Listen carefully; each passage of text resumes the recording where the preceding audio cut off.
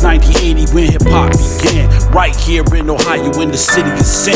Sugar Daddy on 88, let the record spin. With Grandpa and Baby Hawk and a couple of friends. Merging funk to rap for the Ball State Blings. At the same time, Dr. Ice loved to rock as they battled on air for hip hop's top spot. Rappers the light drop like 2 years prior. Supersonic's here had the city on fire. Banging on his chest, freestyling in a cypher. PC and Johnny formed Mag and got hyper. Squad was killing road parties just like a sniper. Icy Deep and DJ Fresh rocking on the fader. Woodward had Ernie P, the disco revelator. With his chest percussion taxing all perpetrators. Advanced innovators that dance, took a chance. And within a matter of time, the culture expands. P Fresh, Skywalkers, Ticketron, Tick Dizzle.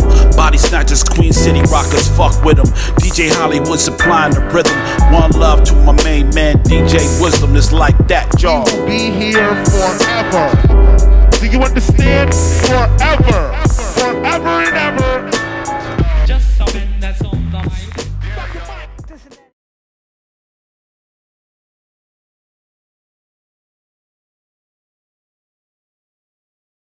It is said the voice is the first instrument. For that reason, rap is the first element that is recognized. Lyrical trumpeteers. It summons the party, take a stand, and add light to the DJ. Some even brag and boast, but most of all, gotta rock the mic.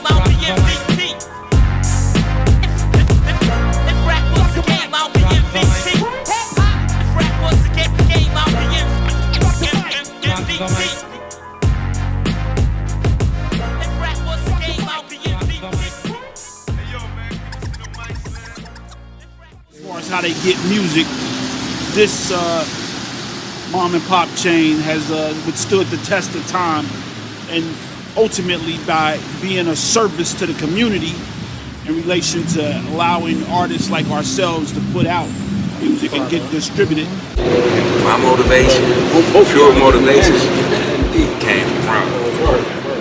Motivation, period. I was in love. And he always been rapper around Mac. So I think that was my drive. The music sparks the memory of the people. Word. You know what I'm saying? Word. Not the other way around to me. True. Like you listen to the music, like I can listen to the music and be like, it take you right back. Mm-hmm. You know what I'm saying? Like I could listen to a poem on Hot Pepper Grist and tell you what was happening on the yard that day. Word. I could let you listen to a song that I did when I was younger and tell you what frame of mind I was in. So you your know words provide you visual. Yeah. Definitely. But all of that is connected to the people. Yeah. You know what I'm saying? In those relationships, I see. Yeah. Like I got a couple joints in there with Khan. You know what I'm saying? Pie Khan. And it's like, it just take you back. He was here like a year ago, and I pulled up one of the joints and we threw it on and we laughed like it was that day. You know what I'm saying? The day that we did the skit, man, we laughed like it was that day, man, because, you know what I'm saying, the music is the catalyst to your memory. And one of my favorite verses to add on to that, what he just said was, you hot on the block and up the street, but Google me, and you will see around the world who I be. On my level, I doubt it. No and else bust about it. Oh shit, the last word he shouted. Word, that's what's up. Before he dropped, breathing stop, body flop. Metaphorically speaking, pen game hot boy, revealing you not boy. There it is. Dressing funny. Kind of weird, but you not a threat. I'm getting money. He's acting like a her. You calling me old, thank you, sir. All y'all get served, you heard? Fuck with me. You know what I'm saying? That's game face. That's me featuring my homeboy Crunch X from Move. Yeah, so I'm like, that's what's up. Now Sean Singleton is who? That's my guy too, still. Still. All right. Yeah. So we went back and got Gangsta E and Shotgun, and we went on up to Dave's Warp, White Boy Dave Warp Studio up in Clifton. You know what I mean? Beatbox, exactly. And that's what Project X was found. You know what I'm saying? First first day we came out with a bang. You know what I mean? Welcome to the podcast. You hear me? Bang. Yeah. You hear me? So there, we knew what it was. We was on the top. Yeah, but like I said, we came from that whole movement. So now it's just you and Two Still. Me and Two Still out here. Y'all on the streets. Two Still out here. You know what I'm saying? Trying to think of the master plan. Yeah. You know what I'm saying? And opportunity arose.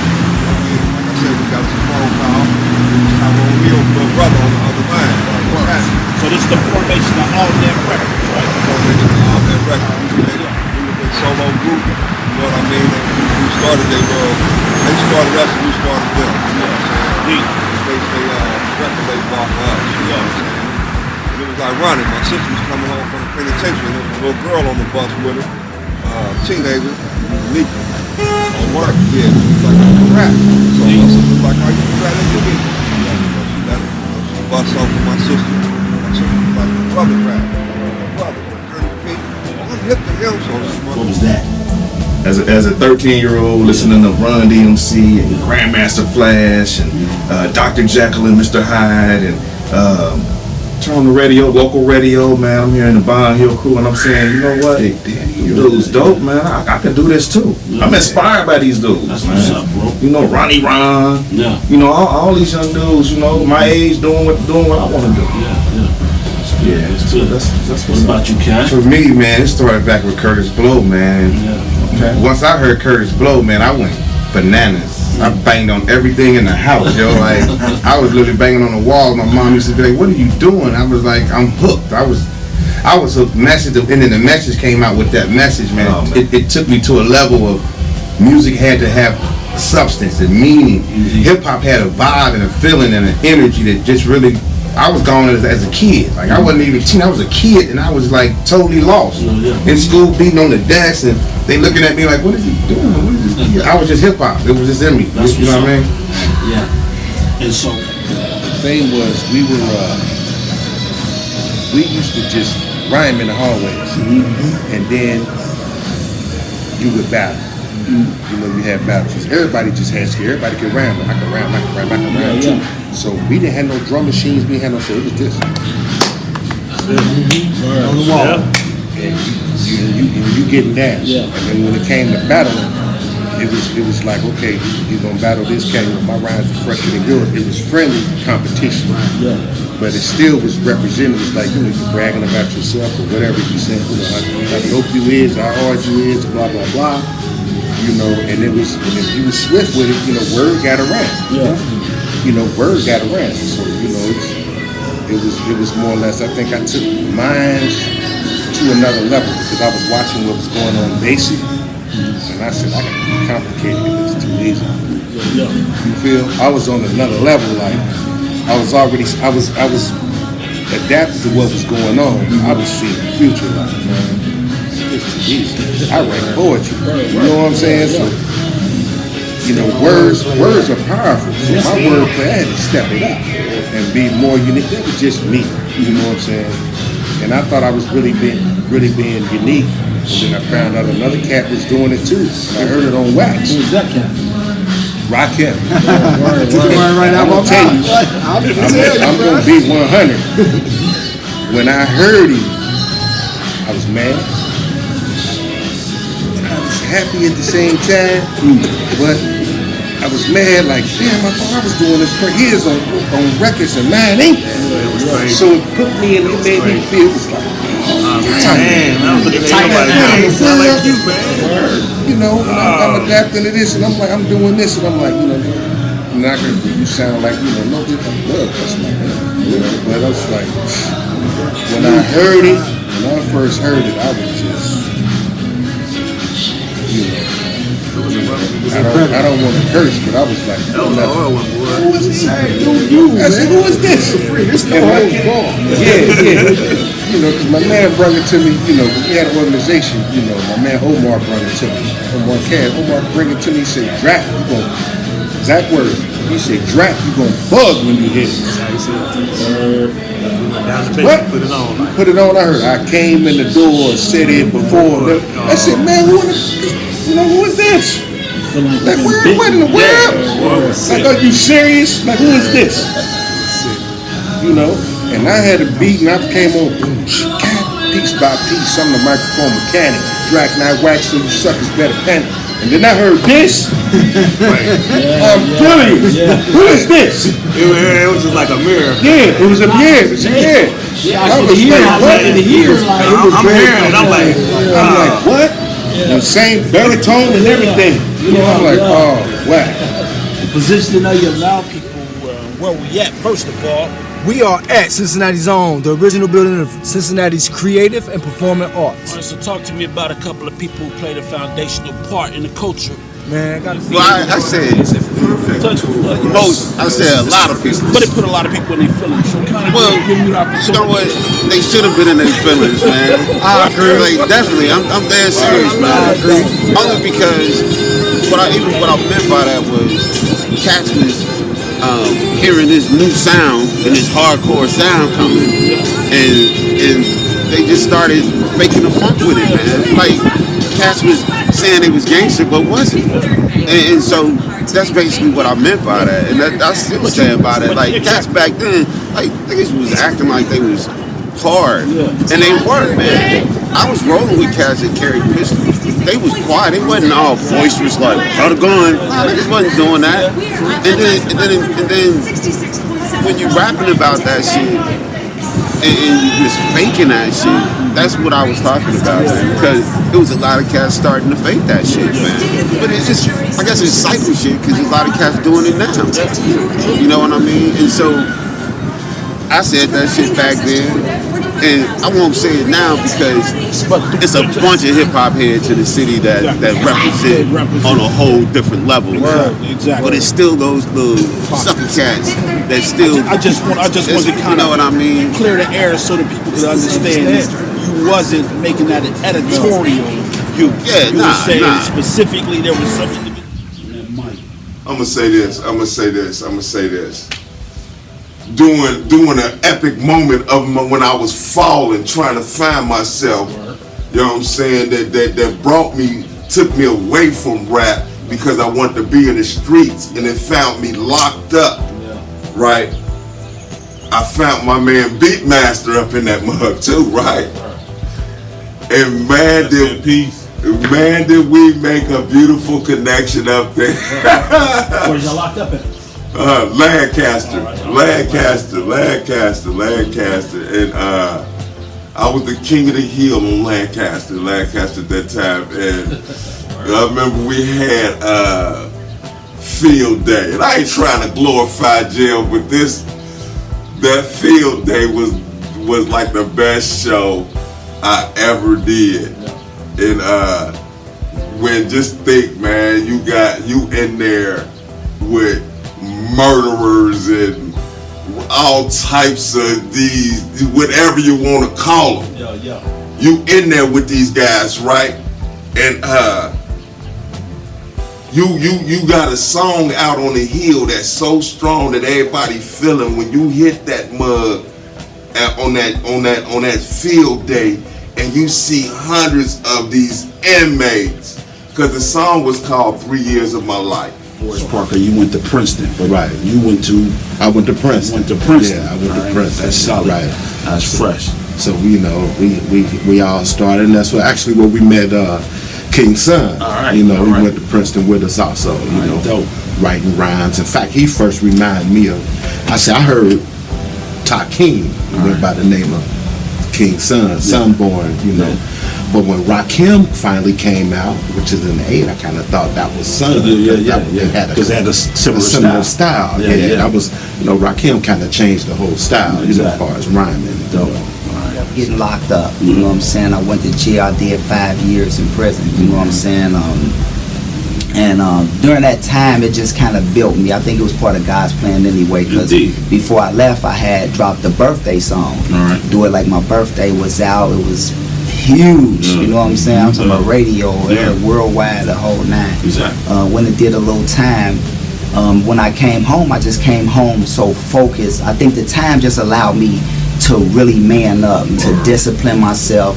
I was a bit arrogant, I was a bit, flashy, overzealous, you know what I'm saying? So a lot of that was kind of like God's plan to sit me down. Like, look, you're doing too much, son. Let me, you know, get you back on the right track.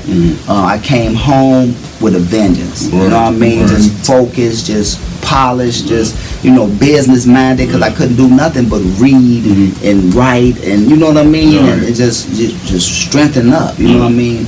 And I came home and I dropped Highly Anticipated.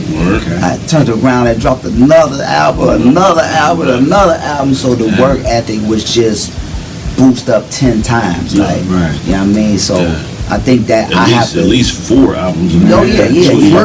It's 5 projects all together within that. That is crazy. Yeah, we working on like 3 new ones now. So it's like, it just like I learned a lot, and I just, you know, and I wrote so much that I had so much to talk about, so much game, so much experience, so much, you know, to tell, you know, my youth, and you know, everybody. My son was getting older, you know what I mean. So I'm like, okay, I gotta talk to them.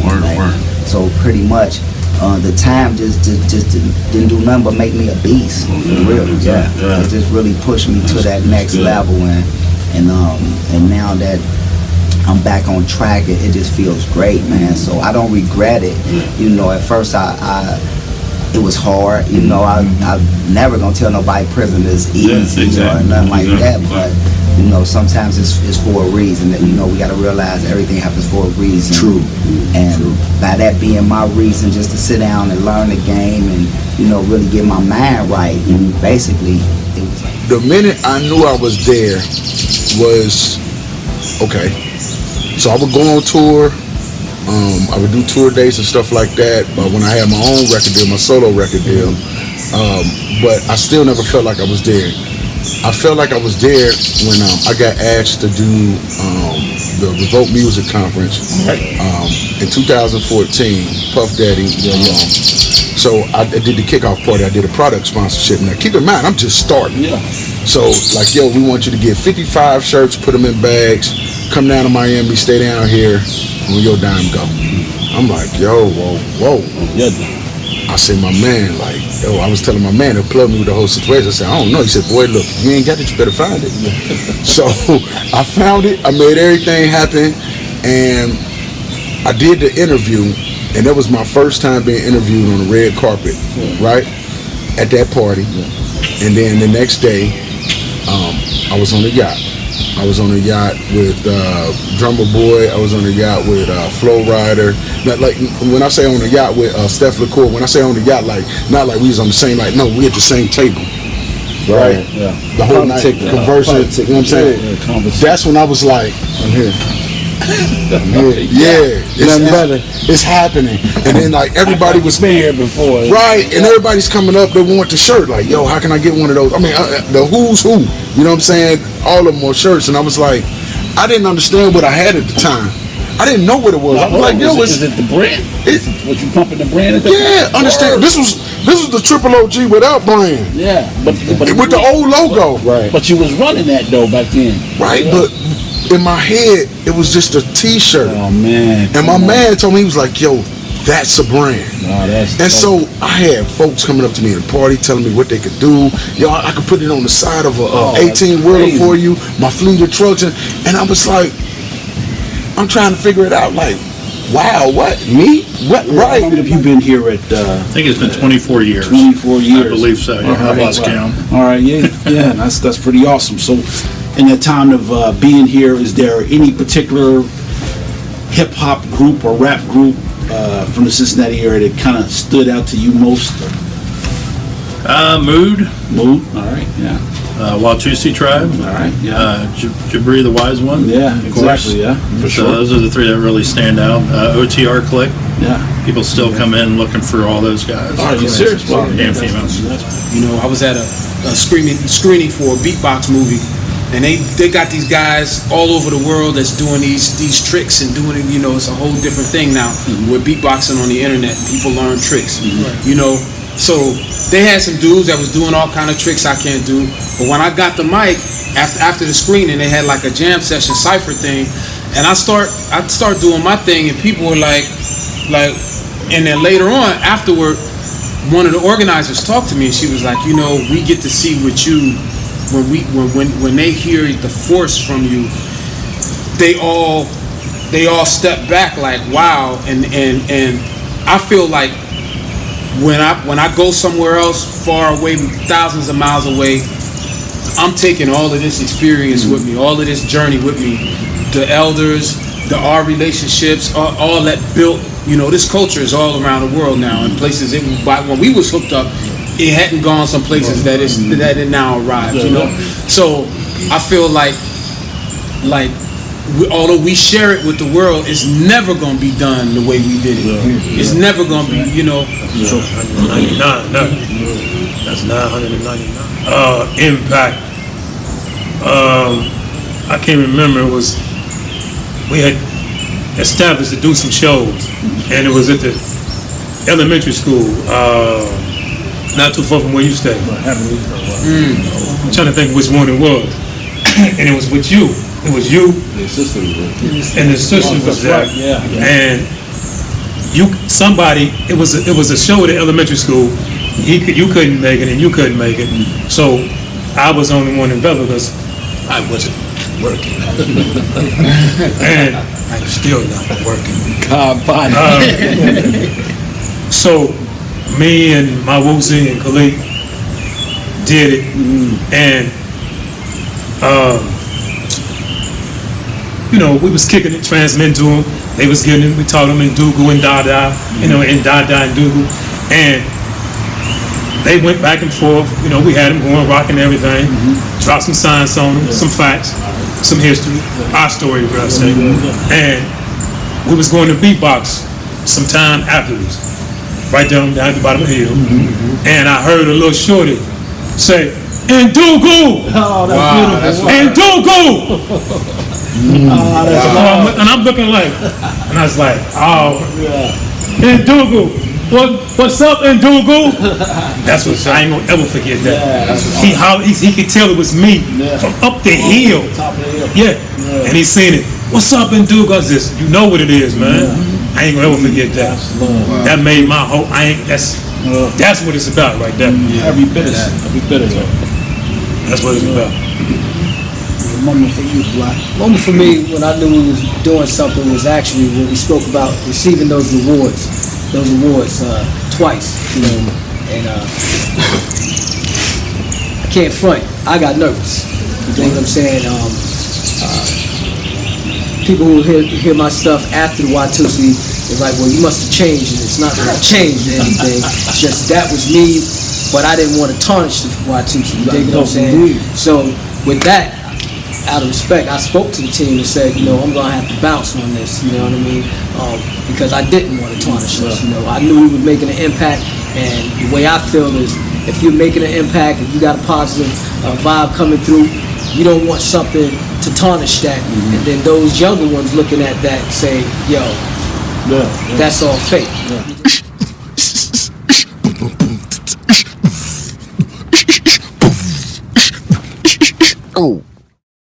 Rapping has a tribal foundation in both the aspects of storytelling and competition. So it's a natural progression that as the art form grew, so would the need to be regarded as the best. Some local artists never sold one album, but were renowned for their battle rap ability. Take 7 MCs, put them in the line.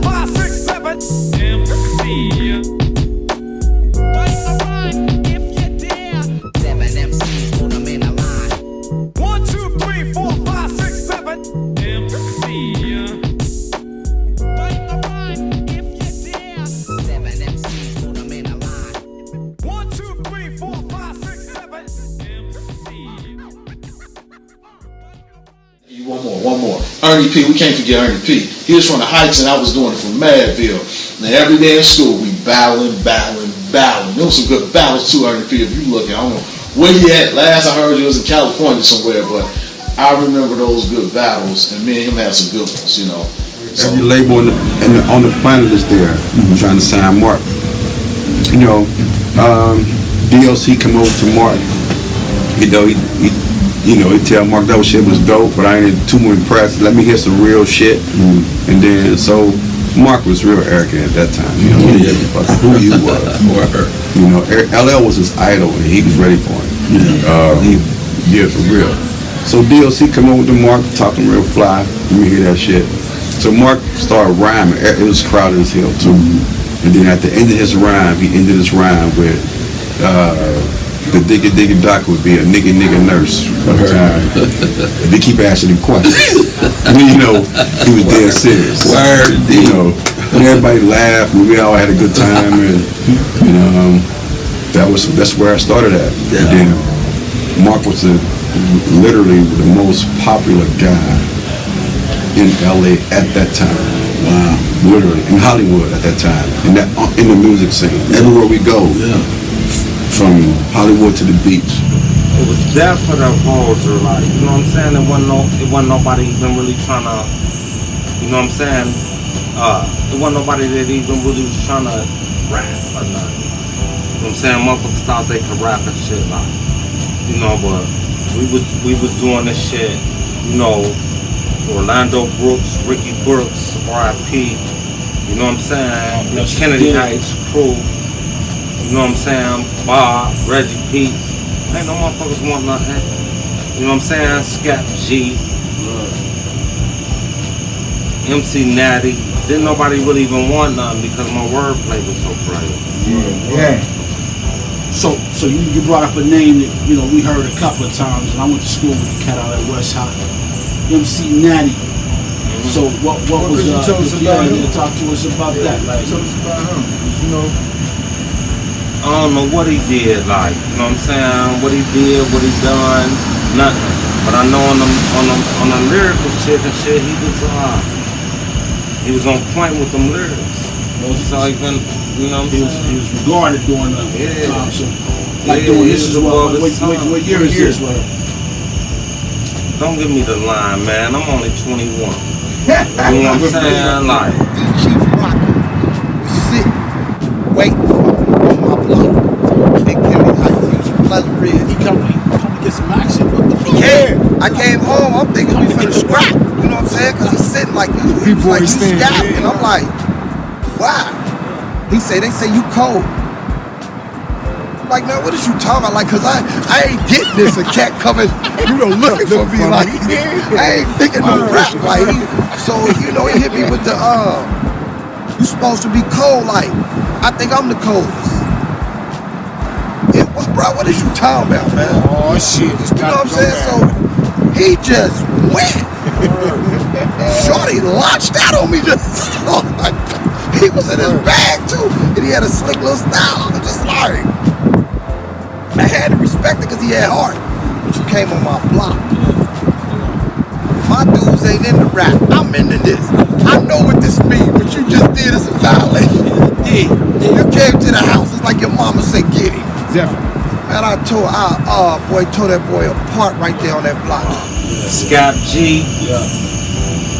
I don't know if y'all know who that is. Yeah, we ambassador to Cincinnati, Mr. Lando Chapman. Yes, like, you know what I'm saying, like on some horror shit, like So while you bringing up Lando, he did tell us about a time that you was waiting for him as he came off the bus. He come home from school. He lying.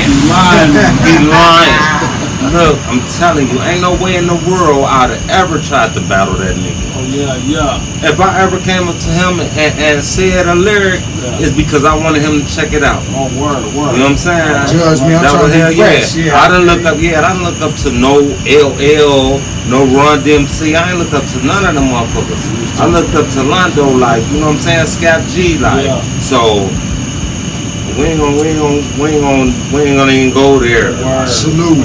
Scap G, I know that's my nigga. That's my but nigga. You a lying motherfucker if you say I tried to motherfucking battle you.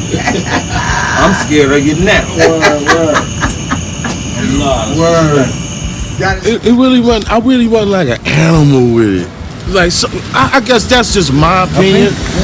But people felt I was an animal with it. My thing was, I wasn't trying to offend the MC, like, you know, pulling at his clothes, you know, shit that they do now that get you fucked up back then. pulling at your clothes, talking about your mom. I wasn't into that kind of shit. I wasn't into that. That wasn't classy to me. When we split, you know, the Two Bad Crew split, I was on my own. So I felt like it's either I'm gonna be fooled or you gonna be fooled. Word. Because they always seen me with my partner. And so when they knew that me and my partner wasn't together like that no more, they figured they can get it in on me, right? Okay, let's get back to it. All right. Now, as far as the battle thing was more about being comical, but yet damaging. Yeah. You know, kind of like what Eminem is. Yeah. You know what I'm saying? He's comical in a sense, like he'll make you laugh, and that's what make you remember what he said. And then when you think about what he said, it's like, damn. That was the impression that I was trying to put across to not only MCs but the people around.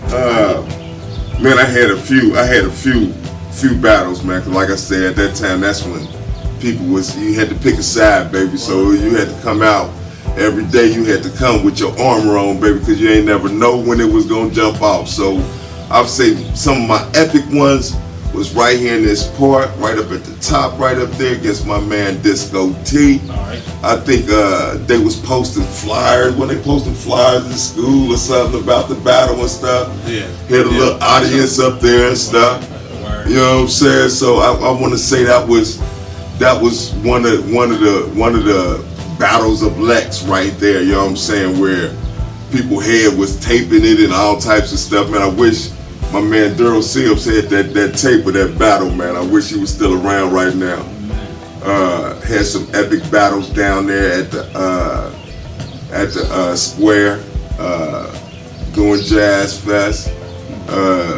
Epic battles at the man, I had them all over the place, man. But like I said, I guess Skating ring, that was every Saturday, you know what I'm saying? Skating. That was going down every Saturday. So like I say, that was every Saturday. You had to, if you come to that skating ring and you thought, I ain't gonna say you had to see me, but like I say, I'm in the mixture. So you know what I'm saying? If you was getting down, I know I'm gonna be getting down. So if we come in towards the end and your flow against mine, then there it is.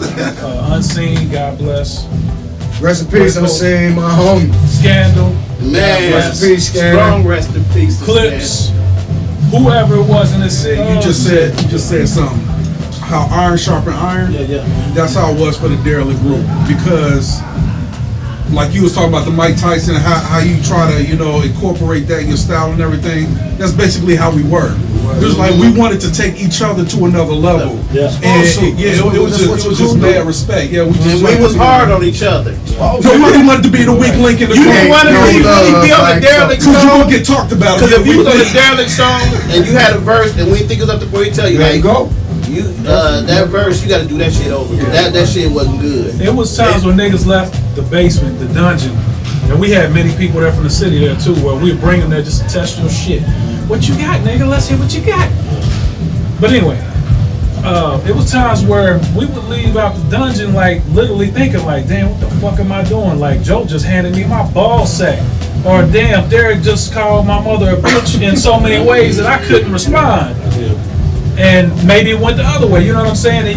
It wasn't no kid glove shit. That was Shaolin shit. But you go to the lab and you gonna come back. That was the first gonna principle. respect you though. Our shit was a Shaolin society at first. That was the first it was principle. a concept, Shaolin society that. We sharing we shared it. Yeah, there's no doubt. You can't have no song. Putting it down right here in front of the legendary Roger Bacon High School.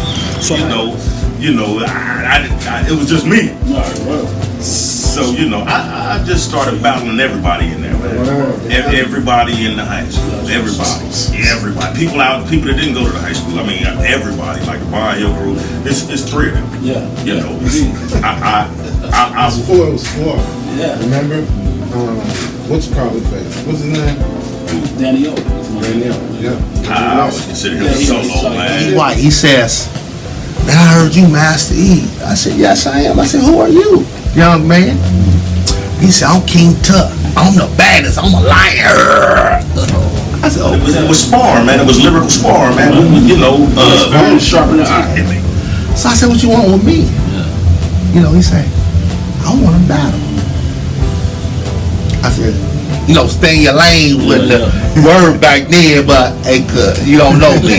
I'm a monster. That's what's up. You know what I mean? It made me better to the point where, and the people I'm battling and what were just older than me. Yeah. But it made, particularly, with the Common Hitek crew and the Legion of Rap, it made them kind of respect me. And put me up under their wing. That's dope. Like, that was, now I look back at everything, that's what really turned me on, man. Like, all I did was make battle raps. You know what I'm saying? I never said them, but that's all I did. So he said, nah, man, you great get served. I said, young man, go to your class. Don't let me disrupt you. I'm gonna talk you out your own ass whooping. That was how I did it. Word. He said, nah, man, let's go. Indeed. Man, so we took him to the hall. Down there by Dynamite Delight. Yeah, that was our little battling room.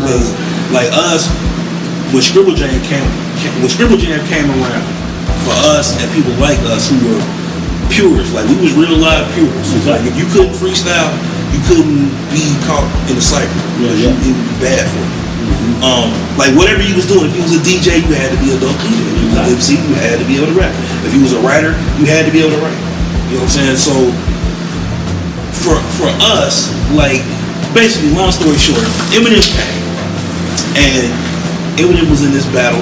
At Scribble Jam, if ain't nobody explained it yet, did they explain it yet? Come on. Okay. So Scribble Jam, like he said, the elements of hip hop, all of those elements were basically displayed at the top levels of whoever was doing those elements in the city. We had all the dopest dancers, all the dopest writers, all the dopest MCs, all the dopest DJs. Shout out to Mr. Diggs. So, and I was actually in this battle, and I got kicked out in the first round, but I didn't care because. That's okay. So anyway, so Eminem is in this battle, and Eminem is battling a dude from our crew. While Eminem is battling, the dude from our crew is saying his rhyme along with him. Now, this presents an issue. This presents a real issue to hip-hop purists who, when you say it's a freestyle battle, it's really a freestyle battle. Purely off the top of your head. You might use like a seed line, like one line from a rap to get you started. Maybe.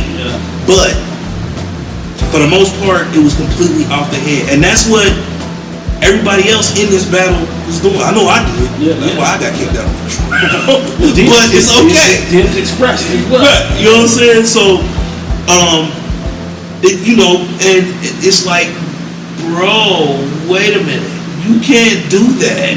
I'm saying, I think one of the big things about the Empire, like, losing Clifton, I didn't get to get there. I was probably into something else, man, but they came back and told me they ran into one battle with Clifton, man. It was like, I wish we had phones and cameras back then. Oh, man. It was a fear. I ain't trying to battle about 2 hours back and forth. Look, man. I pride myself on the fact that amongst all the quick shit, I don't really get involved to the point. Those motherfuckers from the very quick that love the boy, and I love for them. And I much respect. But some motherfuckers they had like for real, like vendetta. Motherfuckers had a vendetta against vendetta because he put a finger to the face and dared me to swing bring them out. And knocking them down. And he can do it physically and otherwise. You know what I'm saying? And so motherfuckers didn't want it. So they had a hatred, but they love me. You know what I'm saying? And a couple of other cats, like me exclusively. You know what I'm saying? But I'm gonna say this though. I never understood when we won a battle for him. I never understood. The clique itself was like multi-talented. I just didn't understand the name. Cause none of y'all motherfuckers battle. That's the only thing I understood. Like I think you don't know about Marky K, you sleeping, man. Yeah, but you ain't no MC neither. You ain't no MC neither. Definitely. Me and him battle, and me and him had many a battle. But it was the time the first time I actually beat him in the battle. And we was down on 6th Street. Because to me, he had a rap for every occasion. And you gotta remember, he was a freestyle rapper. Yes, he was. Yes, he was. And at that point in time, I was a freestyle rapper. But I was still just coming up. And when the first time me and him battled, he beat me. I didn't know what I was walking into. But see, little tunnel. We had this little tunnel from the lunchroom down to the back staircase. Yeah, and then everybody would crowd in, and we would just battle in a circle. It was like some blood. Yeah, and we battled the fuck out of people, and I just fucking slaughtered everybody. Like I think quick on my feet, and one time one guy got me real good. He had some nice punchlines, he had some nice stabs, but then the next day I just fucking destroyed him. Like you can't fuck with me, dude. I'm the dopest motherfucker here. Yes, yeah, I'm the dopest motherfucker here. So he got me once, but then I got his ass back the next day, and then people just Marky K was a monster. And when I say a monster, it's like I've never seen anybody else be able to do what he could do with words like just right off the top of his head. I mean, and we were kids, we were kids, so it's like, from watching him go from the battles on the street and winning all of them, I never saw him lose. And then, to be in the studio with him and to watch him go in and do like one takes. I had never seen anybody do a one take. It's like, and I've heard countless stories of different artists that go into, the studio and it take them hours to just do one verse. I watched him go in and it's like not even have a verse ready. Just do one just right off the top. And it's like, he could leave that same studio and go out on the street and do a whole nother song off the top of his head that was actually worthy to be done in the studio.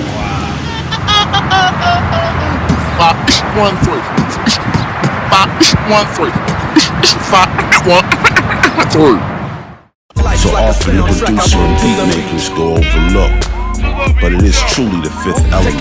The reason for this is because most producers have evolved from being DJs. The other reason is before there were original beats to rap on, DJs would just flash a break between two similar records, keeping the beat alive. Keeping to the Cincinnati funk legacy, we have some of the best producers in the game. To the beat jar. Taking my time to perfect the beat. My life's like a soundtrack, I roll to the beat. Taking my time to perfect the beat. Where are we right now? We are standing in the place where 88.3, where radio was meant to be. It used to be, exactly. You know what I'm saying? Indeed. So that right through that doorway, it was some legendary local characters that walked through that door. Butch Gibson had a radio show here. Maddox had a show here. Man, Social Factor, what up, Maddox? And my main man, Black Sheep had a show here. And G Fresh. G Fresh had a show B-Boys here. Underground. Chester T had a show here. When my dad passed, there was a little bit of insurance money, and I bought a keyboard, a Roland Juno 60, because it had presets. And so it's like, okay, no more overlays. I can actually create my sounds and store it. And somebody found out I had a keyboard, and I get a call, and this is like my first year. I was a freshman in college, and they're like, "Hey, we hear you got a keyboard. You looking for a keyboard player? You want to be in our band?" And it was like, maybe, I don't know. But I said, you want me to try out? I'm not really a keyboard, I'm a guitar player. But no, you got a synthesizer. That's what we need. So that's how the movies got started. Wow, with the infamous jukebox to those who don't know. Or Future Girl for those that really don't remember. So started doing that, and then, and up until this point, I just wanted to be a musician. All right, yeah. I wasn't thinking producing, but when I got exposed to the studio stuff from being in this band, I mean, y'all remember Alpha Record? Yeah. That was the first So time you recorded there as well. That was my first experience of being in a studio with Larry. Shout out, Larry. Larry Zimmerman. It was a little weird because he came out with a smoking jacket and a pipe. Yeah, and I'm just like, what is this? And the room was real dark. This is real life. Yeah, it was like, so, but that was my first introduction into studio, and then I got introduced to the 4-track cassette, the Tascam. 244. Was it blue? No, it was gray. Everything Tascam made was gray, but it was cassette. You could do 4 tracks, and so now I didn't need my little dual cassette thing anymore. I could put that aside, and so I learned how to track on that with the band, and we started doing demos. So we did the band thing for a few years, and they kind of fell apart. And then me and the drummer, Angelo Ray, we always worked well together. And so we're like, if LA and Babyface can do it, we can do it. So me and him was like, okay, we're going to start producing and writing.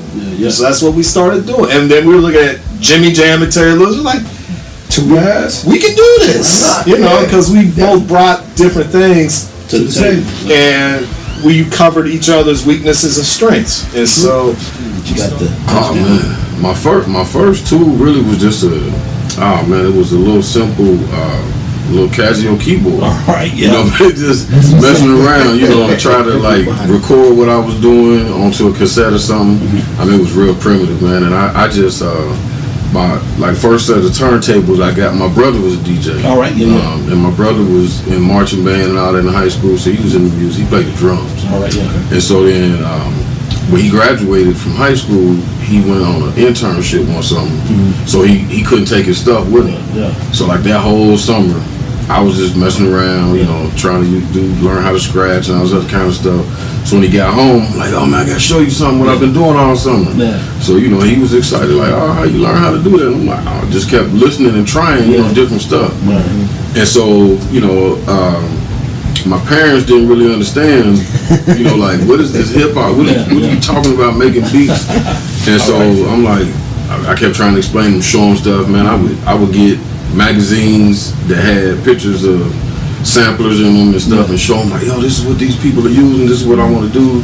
And so it wasn't until I was like in the 8th grade at that time. And then by the time I got through high school, I met a few people along the way who would let me camp out and just hang out in the studio. Cats like Chip Allen. What's up, Chip? Yeah, Chip and Angelo. They were hot. Push play. Yeah, push play. That's right. No doubt. And so every now and again I got to hang out with them. So the first real piece of production equipment I got on was the MPC 60. Chip taught me how to do it. But like I said, I was the one that took on the technical part, the culture. I was fascinated with the sound.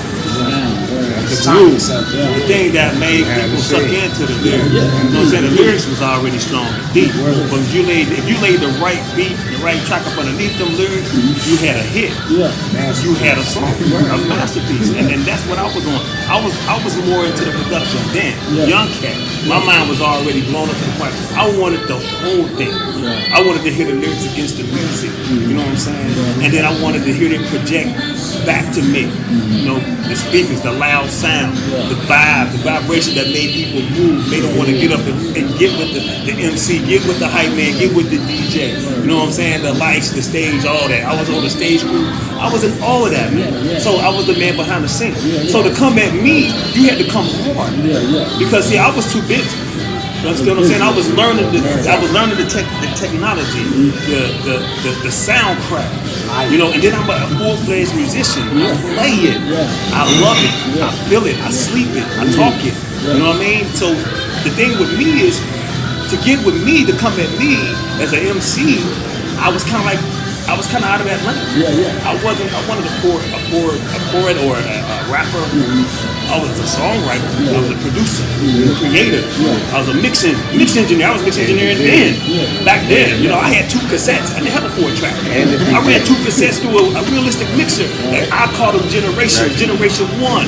I had to learn how to mix my bass guitar on top of that drum machine without it being too loud because I didn't have no faders. Once I would take the damn cassette. I did 8 generations. That's how I got my 8-track. You did 8 generations. Just right, 8 generations to make my 8-track. Just keep bouncing it down. So yeah, cassette to cassette. And I didn't realize it then, but I had to learn. I had to get my ear right then, because I couldn't go back when it was time to mix it. It wasn't no master mixer. The last time I pressed play on that cassette, and whatever I added so was it. when you're doing that, how was the furthest in generations that you did? The furthest? Yeah, like what? I say, man, I almost did up to 12. Are you serious? Like keep reading that shit? I mean, for real, cassette. You know, to want to produce and do beats and stuff like that. But it got to a point where I was tired of depending on people to make my beats. So basically what happened was I just hooked up with my brother, rest in peace, Charles. Rest in peace. You know what I'm saying? And you know what I'm saying? Because he was a singer at the time, and we was like, okay, we just gonna come, get our money together, our resources together. And what I got was an Insonic EPS 16 Plus. That was it. So that's what, man, we was doing all kind of beats and everything. And then, you know, once I got my money right, because I was working at the bank at that time, saving up money, I was able to get my MPC 2000. So I used to, you know, MIDI them things together, man. And we had a slew of records. Like, we would just go to the record store, like, daily. You know what I'm saying? Where it was everybody's. So the ball was just a precursor to the year. That's exactly right. But the first joints definitely was the ball. And then you're gonna be my engineer. Like, all right, cool. So I get in there and I see the FBC. I fell in love with it immediately. Like, you know, boom, because you got boom, like, you know. So then he taught me how to record with the ADAT machines. So you know, I'm moving and shaking with that. Then the sessions started coming. I didn't know what the fuck I was doing. Now, how old was you doing this period? 14 years old. Yeah, 14. Running the studio. Crazy. That's where I met a lot of the greats, though. That's the American dream right there, bro. I used to go upstairs and rock with Tech. I used to fuck with Tech. Like, I looked up to him. We about the same age, though. We probably about a year or two older than me or something. We about to say, but I'm looking up to him like that. This dude dope. Because let's see what it was about Tech. If I could just touch on that real quick. What it was about Tech was, his music sounded professional to me at the time. I didn't think my shit sounded that good. Really? Like, I didn't even like my beats back then. I'm like, this shit, this sound like some shit I hear on the radio. You know how you think, like. So basically what he did was just threw me in the studio, and sessions started coming. So it was sessions that I charged, and we ain't do nothing. Like, I'm charging them still because I'm from the street, so I'm thinking, like, you know, I did spend some time with you. But we ain't got no finished product or nothing. So, you know, they ain't coming back. They're not coming back, but you know, but I didn't realize I was doing something wrong until I did a session with some gangsters. So it was different. It was like about 15, 20 of these niggas in there, right? So I'm in that motherfucker line. You trying to figure something out. Now the sound came out, but the time was up. So I'm like, hey, look, man. Right. You know, the session over. So the nigga was like, it got quiet. You could hear a pin drop in that motherfucker. Like, there's a bunch of people in here. So he was like, so you gonna try to charge this thing? And we didn't even do nothing. Like, he was humble about it. Like, he didn't even do nothing. OBP makes itself on the scene as an MC set. We also trying to get to the money. So the money is through the production. We know that.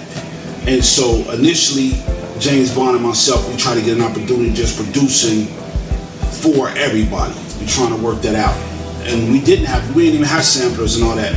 You know, James Bond was skilling me on the wheels of steel, and he was already gifted at it. And we were just flashing breaks on like our little 4-track joint. And that's how it initially built up. So then eventually we ended up getting a little rack mounted Gemini sampler that had like 4 bays on it, that you had a little trigger button and you would just trigger the sample. So we did that, and just kind of growing, but he was hustling on the side. Like, so he just like this thing right here was just, at this point in time, we all becoming, getting a little older, responsibilities coming. I'm going to college, I'm coming back.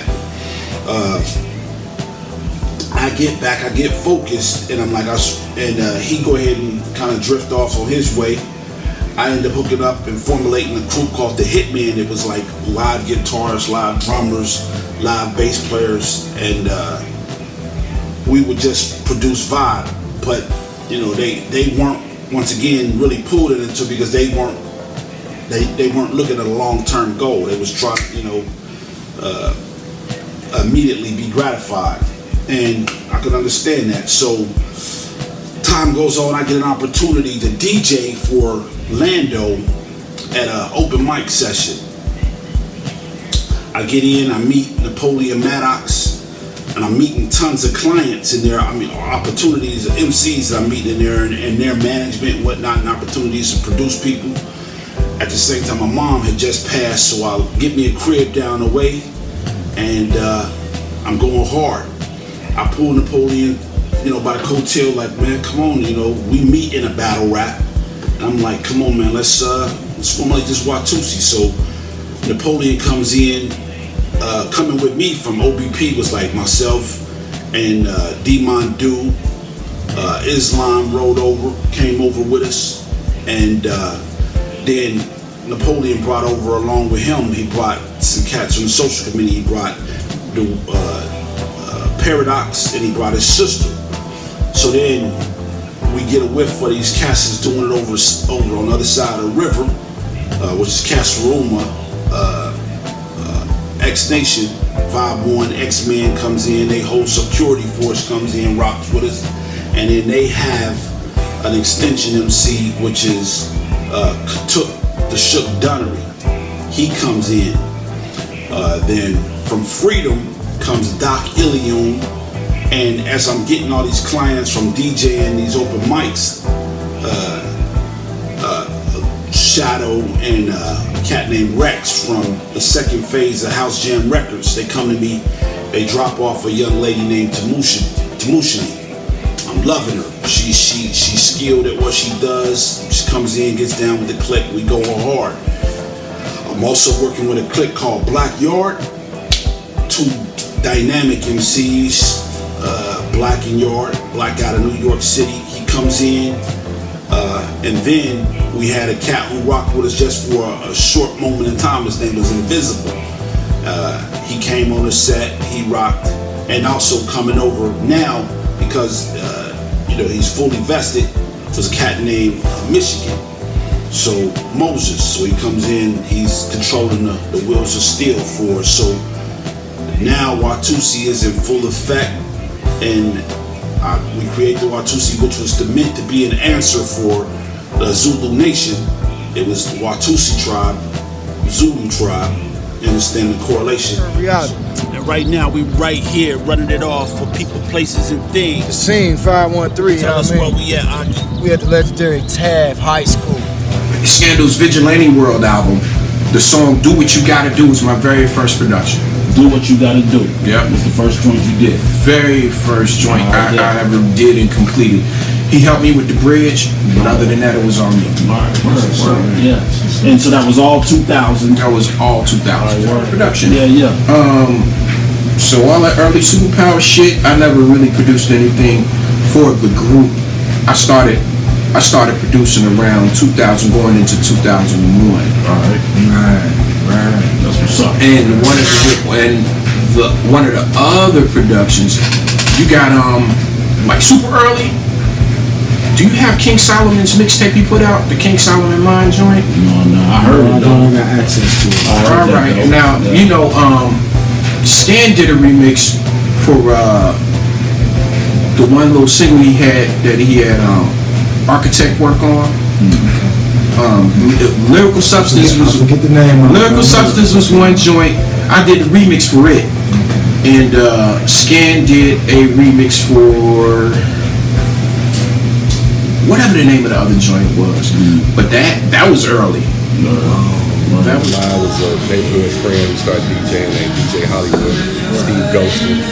Always had a nice fat tracks, little mixes and tight. Had the big boom box, bring it up to the basketball court. And they were like, "What's that? What's that?" That's Duke's joint. But Chuck is Deluxe's brother. Rest in peace. He always said when he was producing, he said, "Them snares gotta be popping. They gotta be hot." Definitely. So it's been a running joke that G Fresh snares are a little heavy-handed. Yeah. Because I was listening to him. And like Scandal, rest in peace, used to say, "Man, I need that G Fresh snare. That snare be like, bah!" Word. Yeah, so knowing how to keep the beat and him being a DJ too. Like when he first started making beats, this motherfucker was sampling. He was using guitar pedal samples. And you know, them motherfuckers ain't no back then, there wasn't no programming. Yeah, so we had tape deck after tape deck. They had a drum, you'll have a drum beat, and then they'll have a sample going to it. Then they'll play that in another tape cassette. And then play it back and record it again and put in the next loop. He knew how to put in his work. He was cold. But this cat right here, he would do some shit. Like, he was making sounds out of spaces. And what I mean is, like, one of my favorite examples, like, he had a beat. He'll take a beat. You say, you know, everybody's voice got a tone, a bass, like a key that is in the end. So he'll chop a motherfucking voice and then like play it out as a note because it's already in a certain key based on his natural tone. But he would take phrases like, for instance, check the rhyme, right? Trying to find Christ. This dude did a beat. That shit retarded. Fife say, now here's a funky introduction of how nice I am. This motherfucker took a beat, he sampled the piece between after how nice I am. Nice, the end of nice, and the beginning of ice. And made some crazy beat, drums and all, off that motherfucking sound. I said, I fucking hate you. And I was like, I said this in my head. I think around that time, I think I was like maybe 11 or 12, and I was introduced to the Roger Lear, the NBC 60 verse. And my uncle was like, you know, this ain't no toy. And I'm like, I learned it. I just really wanted to do it. And he said I caught on real fast to be, you know, like 11 or 12 years old. And I remember making my first little beat, you know, and to me it was everything, you know. I just, it was like, wow, this machine gun, boom, boom, boom, you know. It was just amazing to be in that atmosphere, the real tapes, the DAT tapes, you know. They don't have that stuff no more. Just the real feel of music and the records, you know. Like I said, with my family, man, you know. Everyone give out some salutes. Yeah, I was gonna say salute to Bones, my Uncle O, you know what I'm saying, a very heavy influence. Thanks, Uncle O. Uncle O, yeah, you know, my Uncle Anthony started first with me, and he ended up getting busy with a lot of the groups he was working with. Then my Uncle O just kind of like took over and got me to where I'm at to this day. You know, definitely shout out to Uncle O. Great, super influence. Yes. Definitely a blessing. Yeah. So what about you, Ray? Well, I think it was the community in the West End. You know, it was my dad had certain instruments in the house. So I played around those instruments, and then the instruments drew me to get with other musicians. So I hooked up with other guys that were like playing bass in the neighborhood. Kevin Phoenix, he had a drum machine, a Boss drum machine in like '85. So he used to let me take it home. So I used to go home and play with the like 6 pads and an acid pad on the black. Was it the joint? It was great. It was great at the time. Great, it was straight. Like a thick ruler or something. Yeah, I know what you're talking about. So when you hit the thing, the dot show up on a little scale. Yeah, I know what you're talking about. So they retired my beatboxing early. Right. In '85. So I went from like '83 to '84. Then '85, the drum machine came in. Then I went to go play with Tab Band. Word. Like 10 years old in a high school band, 5th grade. You know, and you know what I'm saying? For me with beat making, it's like I'm not a conventional beat maker. I've always been on some next shit. I've not in next shit to boost myself up. Just I didn't do it like everybody else did. True. You know what I'm saying? So my whole process for it took me a long time to come into it. You know what I'm saying? I was whacking shit at first. You know what I mean? You know, but I can say that out of everybody I knew, I was making beats first. You know what I mean? Like for real, I was smacking on L.A. Reid's MPC the 60. Right. You know what I'm saying? Back in the day, because my cousin was peoples with KO. Mm-hmm. You know what I'm saying? Yeah. So, you know, connections on that.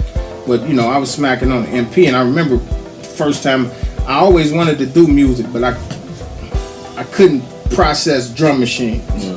You know what I'm saying? Drum machines got on my fucking nerves. Play button and all that. Yeah, I just, in step sequence, I just never was, like, in my head. Erase and yeah. I know what you're talking about. In my head, I always said, like, man, I wish it was something that you could just, like, what I was seeing in my head was the MP. Mm-hmm. And when I fucking saw the MP, my cousin showed me. I said, what the fuck is that?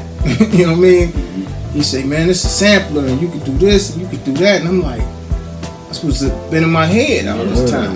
And like, my man Darnell, Difference, like, he had a Casio, the little Casio SK1. Oh, heard SK1. You don't know how many people have brought that up to us through this. Listen, I would venture to say that nobody was ill as Mac on that. Oh, word. Nobody, man. He was crazy with it. You know what I'm saying? And I remember when they showed me how to do the MP, with no cell phones. Like, I'm at my cousin's house, man. I snatched his phone up. I ain't even asked him, can I use the phone? I just snatched the phone up.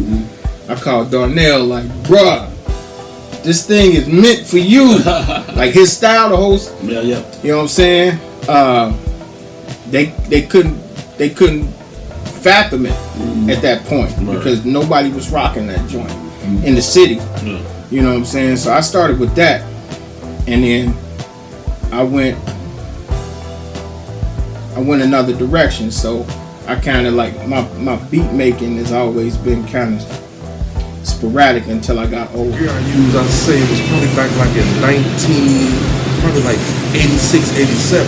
You know, I was messing with this might brush y'all heads, but I said I know a lot of y'all cats that produce. Y'all remember this beat? Casio SK1 sampling keyboard. You know? Yeah, you know? Yeah, right. No doubt, you know? Right. Jamming on the one. Jamming on the one. Right, you know, at that time, that's when we had to learn how to start sampling with only 2-3 seconds of looping time.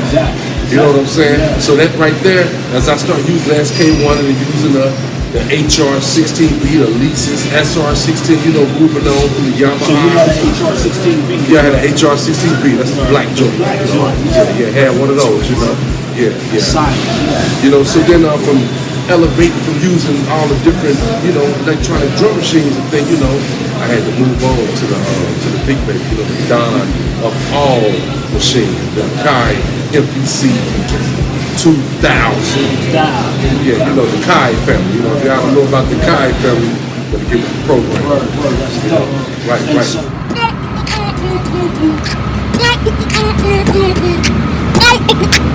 From tape to CDs, from record to tapes, the format for music capturing for sales has expanded over the years. Several local artists and DJs have had the opportunity to release records that have sent shockwaves through the industry.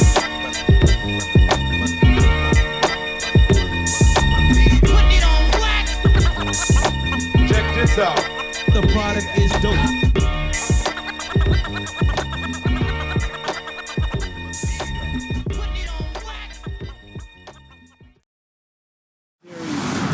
Alpha Recording Studio. Yeah, man. This is where like so many people recorded their hits. Back in the day, I still have old track listing logged out. You know what I'm saying? Can you share with us like some of the Cincinnati artists that you remember that you helped like break, help move the units? Yeah. Well, they talk about Jabri. Word up. I mean, We OTR Click. sold a lot of Jabri. OTR Click. Jamaica, of course. Man, Watusi. Yeah. We sold lots of oh my God. Hitek before he wasn't even Hitek. I mean, you know, he was Hitek, but he wasn't with Tay Lee. You know what I'm saying? So Mood Peace. So we did the Rap Pages thing. Most of the summer was working on the 30-minute big like mega mix side.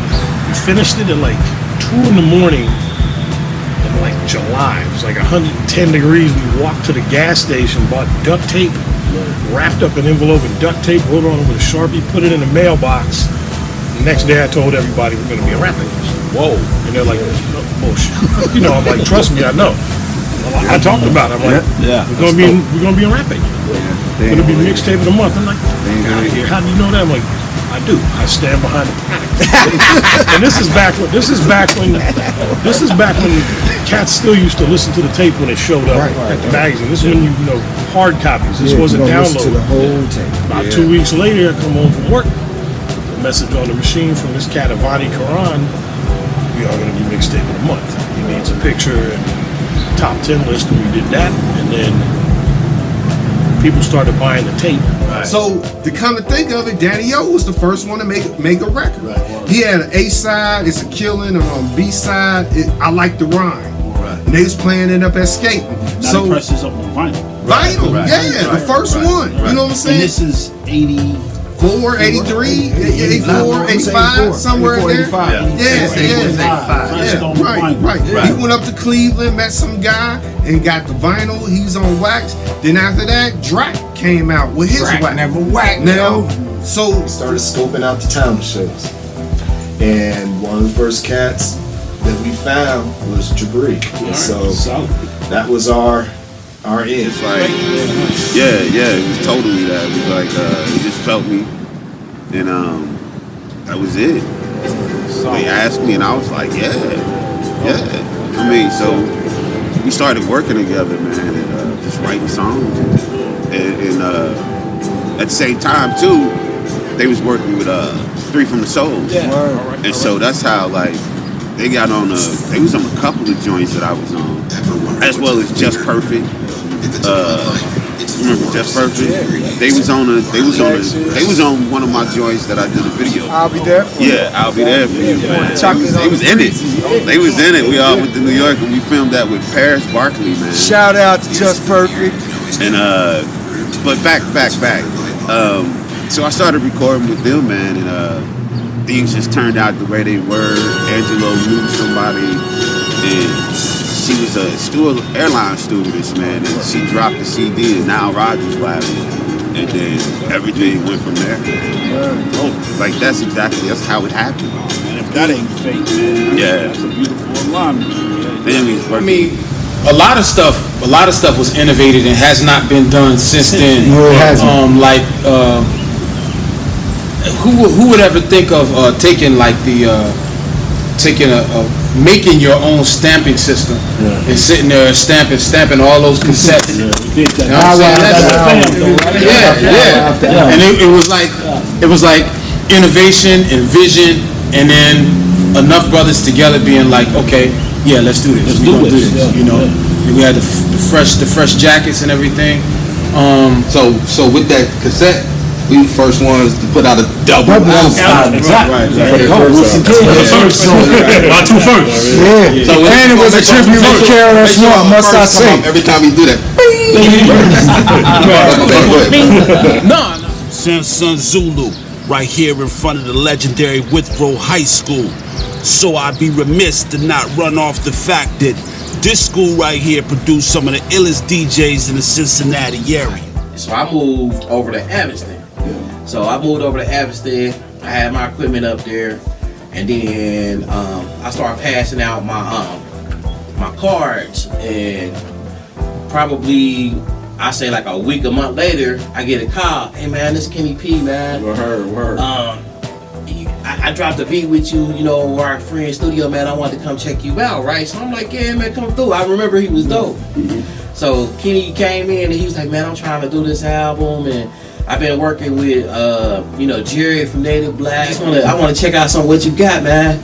So I was like, all right, man. So I started pulling out tracks, and I'm playing. But at this time, I had tracks back to back to back. So I'm just going through the tracks, and he flowing, he doing different things, and so. Mike Tuck, yeah, that's my man. Like he was like one of the coldest producers in the city at the time. Yeah, for sure. I mean, his beats was like unbelievable. You know what I mean? So when I started working with him, and I pulled K. Riley in on the project. So I pulled this one track. It was just something I was just messing around with. He came up with it, and he left. So I'm thinking like, all right, I got a song on there, it's cool, whatever.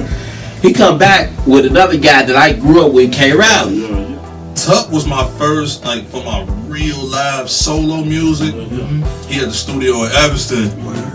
One no booth, you get in the closet, the old closet. You feel me? Yeah, the closet with the light bulb in there. So So it's like, hey man, I want to put K on this. Word. So then him and K just started going. They started ripping on it. Word. And it was like Tuck used to be killing it, man. Definitely. Yeah, that whole withrow was just a melt. Yeah, Tuck, man. Talent was crazy. Drop starting from scratch. It was like a new beginning. What was the time period from that to your first piece? It was maybe about 2 years. All right, I think it was about 2 years, 2 years and some change. Yeah, and so you grew up majorly between. Right, I mean, just your advancement, your spitting style, learning the game, getting better with the flow. I had experience now being in the studio, comfortable, right? So it was like a new beginning. That's why I named the album "Starting from Scratch" because I started all the way over. I said I'm gonna do it right. That's when CDs came out now. So I'm like,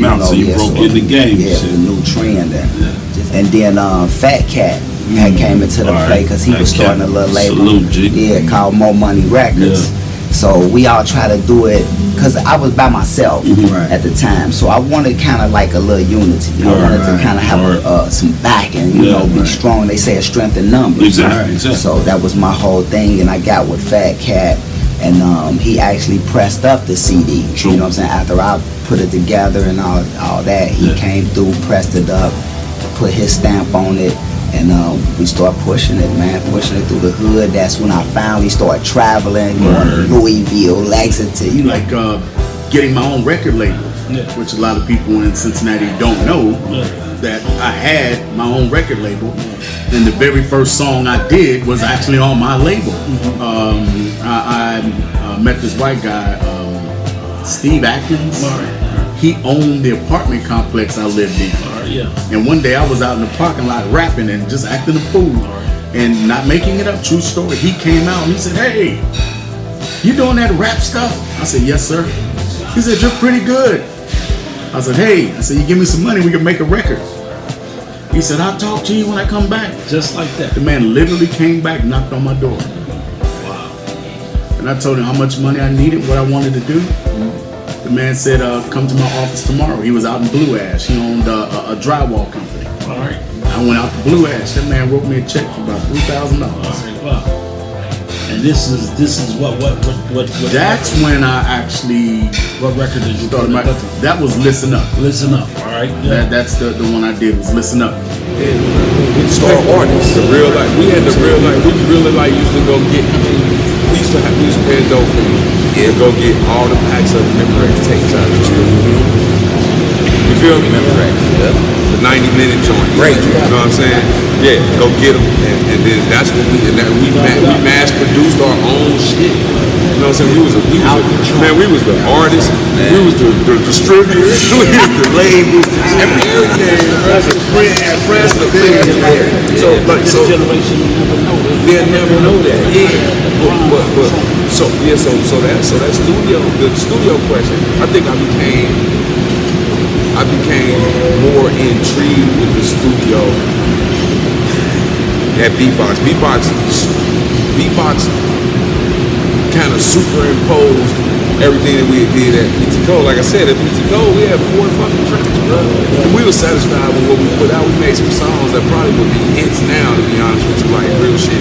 But when we got the Beatbox and I seen the board and all that, I'm like, bro, we in the studio, like we in it, like no disrespect to BT Cole, but I'm like, bro, beat in the studio, and if you was at Beatbox, you knew.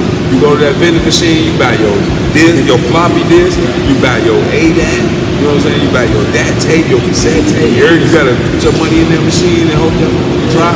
You know what I'm saying? It's clever. You had to, and you take all that into the producer, and Dave was okay. 5Ds originally started out. It was a lot like Latusa. We had like 12 members. Then we whittled our way down. On the music end, it was 4 of us. It was myself, Kyle David, Fat John, Pace Rock, and Sonic. And we ended up releasing 4 full-length albums. Yeah, we signed to a label, K7 Records, based out of Berlin. Counting Flow initially, that's when we started out. So it was 4 of us. Kel came to me and said, man, I want to put this together. Like, I got my own chips. You know what I'm saying? I want to do this. And so I'm like, do what? Like, you know what I'm saying? He was like, I want to do this music. Like, he like, bruh, rap. You code edit. Like, I just want to put a group together. Like, so I'm like, all right, you know what I'm saying? So we over at Beatbox, and we got together one night. We all just like playing around with ideas, and we kept going. WKRP in Cincinnati, we kept doing that. So I'm like, oh, that's kind of corny. Like, so I'm sitting there with Dave, playing this track, this bass line. It's in my head, right. And we step on it, put the little track together, or whatever, and it was like all I heard was the C-I-N, A-T-I is about to begin as I begin to flow. And it like literally started at me spelling Cincinnati. And so Dion, he feeding off my energy or whatever. So we leave Vondell later in the studio. He come up with that crazy, phenomenal hook. So we get it down, record it, get it down. I see Solomon Wilcox playing for the Cincinnati Bengals. Holla at Solomon, tell him I'm in this rap group, this, that. He took the time and heard me out. I gave it to him and meet him at a party at Music Hall. He was with Brian Scott and Kim Fox at the time. They was on WBLZ. And I just walked up on him like, I rap. And this is my demo. I promise you, it's just like on some TV. This is my demo. I ain't have it labeled. I ain't had nothing. I just gave him. Y'all remember the chrome tapes that Dave used to give you, the great tapes? Yeah. I gave him one of them. And for some reason, whatever I did or presented, they played it in the car on the way to the house. And next thing I know, it was on the radio Monday morning.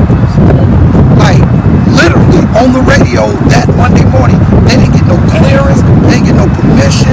They just played the song.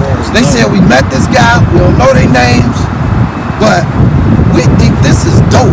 And they put it on. And that's unheard of. Like, they played the song, you know, and it went crazy. Phone lines went hot. And next thing you know, we getting, you know, they said, if anybody knows this group, can you have them call the radio station? So I called in, my mama up, she's standing there while I'm talking. Dion mama up, Vondell mama up, it was crazy. So we all like talking, we get everybody on the phone or what have you, told them the name of the group, 7LC. And they said, well, what's the name of the song? I tell them it's Cincinnati. So we go from there, and the guy Max McGill from Q102 heard the buzz we was getting, because at the time the mayor wanted to honor us for promoting the city in such a positive light.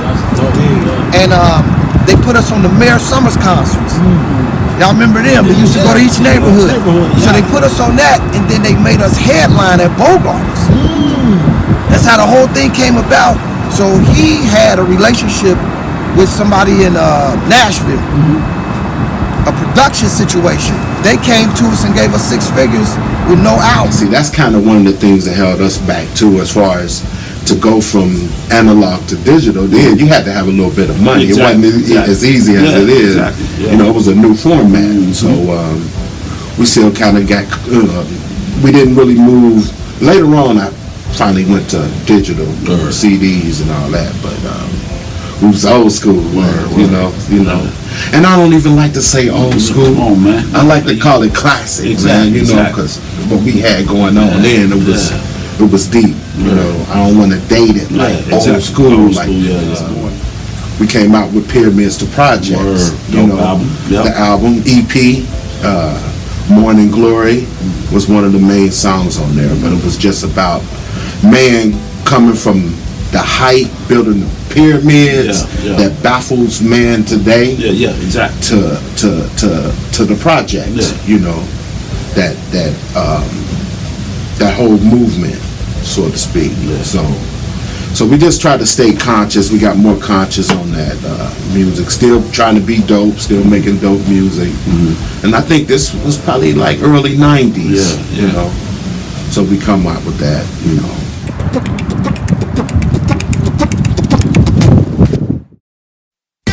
Hey, Doc Chill's in the building. I wanna know how y'all feeling. This is for my old school homies out there. I wanna let y'all know about my old stomping grounds. Feel free to shout out yours. Meet us at our stomping grounds, our stomping grounds. Meet us at our stomping grounds, our stomping grounds. Tell me where's your stomping grounds, your stomping grounds. Tell me where's your stomping grounds, your stomping grounds. Meet us at our stomping grounds, our stomping grounds. Meet us at our stomping grounds, our stomping grounds. Tell me where's your stomping grounds, your stomping grounds. Tell me where's your stomping grounds, your stomping grounds. Now I'm feeling real tight and I need to get loose. I need a packet of green, so I headed up the shoot to didn't meet me a freak, but I got what I need. Got a text from a homie, said meet him up at Vito's. Stop and reminisce about the times we spent at Brandy. Debating this skippers have the better eye candy. Stopped at chili time, put something in my belly, couldn't help it. Parking lot, pimping up at Mr. Kelly's. A fifth of Thunderbird, a 40 of malt liquor. At the time I was young, so I drank much bigger. Doing shows at Bogarts, coming off so hard. Danny-O saved LL, frontin' as his bodyguard. I thank Cincinnati, cause they let me do my thing. Total access to the bar, I was only 15. Had to stomp a few clowns when I'm up and throwing down. But nobody got murder hanging at my stomping grounds. Meet us at our stomping grounds, our stomping grounds. Meet us at our stomping grounds, our stomping grounds. Tell me where's your stomping grounds, your stomping grounds. Tell me where's your stomping grounds, your stomping grounds. Meet us at our stomping grounds, our stomping grounds. Meet us at our stomping grounds, our stomping grounds. Tell me where's your stomping grounds, your stomping grounds. Tell me where's your stomping grounds, your stomping grounds.